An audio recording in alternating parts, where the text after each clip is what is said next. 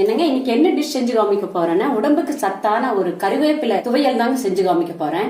துவையல் செய்ய ஆரம்பிச்சிடலாங்க. ஒரு வடக்கல் ஒன்று எடுத்து வச்சுக்கோங்க. 1 டேபிள் ஸ்பூன் ஆகிற மாதிரி நல்லெண்ணெய் ஊற்றிக்கோங்க. இதுல பாருங்க 2 டேபிள் ஸ்பூன் பச்சை கடலை பருப்புங்க, 2 டேபிள் ஸ்பூன் வந்துங்க கருப்பு உளுந்து. இது ரெண்டையும் நல்லா பொன்னிறமா வறுத்து எடுத்துக்கலாங்க.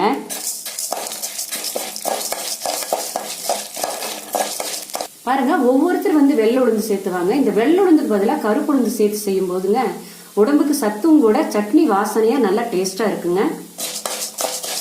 பாருங்க கடலை பருப்பு உளுந்த பருப்பு முக்காலு வதங்கியாச்சுங்க. இது கூட பாருங்க 6 வரமிளகாங்க, இதையும் சேர்த்து நல்லா வறுத்துருங்க.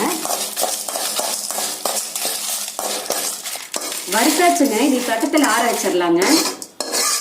என்ன செய்யறீங்கன்னா அதே எண்ணெய் வடக்கல்ல 1 நாம்பல் கருவேப்பில்லைங்க போட்டு 1 நிமிஷம் மட்டும் வதக்கினா போதுங்க. ரொம்ப நேரம் வதக்க வேண்டாம்.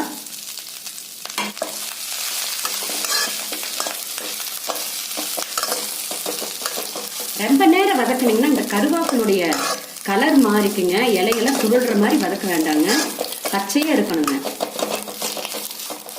கருவேப்பில் நல்லா வதக்கியாச்சுங்க. இந்த மாதிரி வதக்கி எடுக்கணுங்க. இது கூட பாருங்க ஒரு சின்ன நெல்லிக்காய் அளவு புளியுங்க, உப்புங்க, கல்லுப்பு சேர்த்திக்கலாம். இஞ்சி வந்துங்க சின்ன பீஸுங்க, பூண்டு 4ங்க. இதையெல்லாம் நல்லா ஆறுன பிறகு தண்ணி விட்டு கெட்டியா அரைச்சு எடுத்துட்டு வந்துடலாங்க. கருவேப்பிலை துவையல் பாருங்க இந்த மாதிரி குறவரப்பா அரைச்சு எடுத்துக்கணுங்க, வலுவலுன்னு அரைக்க கூடாது.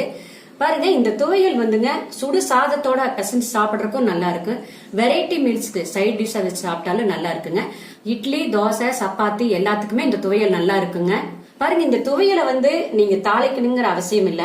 பொதுவா பாருங்க கடலம்பருப்பு, உளுந்தம்பருப்பு எல்லாம் வறுத்து ஒரு துவையலாகட்டும் சட்னி ஆகட்டும் செய்யும் போது அதுக்கு தாளிப்பு செய்ய வேண்டியது இல்லைங்க. பாருங்க இதே மாதிரி நீங்க செஞ்சு பார்த்துட்டு உங்களுடைய கமெண்ட்ஸ் சொல்லுங்க.